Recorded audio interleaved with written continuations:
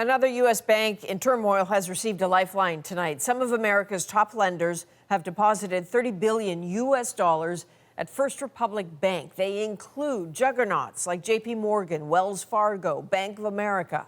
This comes as First Republic stock was dropping dramatically and concern was growing about another potential collapse. So Peter Armstrong joins us now to try to make some sense of this. Why are these banks doing this? How did we get here? Yeah, it's been a weird week, right? It was only a week ago that Silicon Valley Bank failed, and that set off all kinds of fears, not just among depositors or even regulators, but clearly among the big banks as well. They saw it in their best interest to get in ahead of this, shore up the bank by injecting some money into it to make sure there isn't an old-fashioned bank run where people show up and try to get their money out and the bank doesn't have it.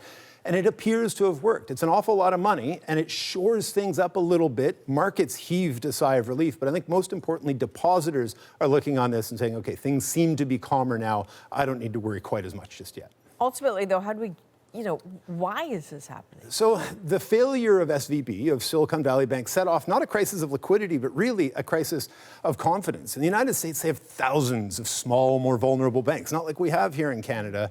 And if you are a depositor at one of those and you saw one big bank, like the Silicon Valley Bank, fail, you might think that yours is next. You show up and go get that money, you get your money out to keep it safe, but banks don't keep all your money on hand. We know that. They keep like 10%. So if they do that, then what are the banks going to do? And that's why you see it's the banks stepping in to try to shore this up. Just look at Credit Suisse in Europe. It's a very different story, very different crisis, but in this heightened environment, the risks are so much higher and everybody is watching. So these bailouts for both the American and the European banks just kind of buy everybody some time. Out of the woods yet? Look, we didn't see any of this coming. The immediate crisis is clearly passing.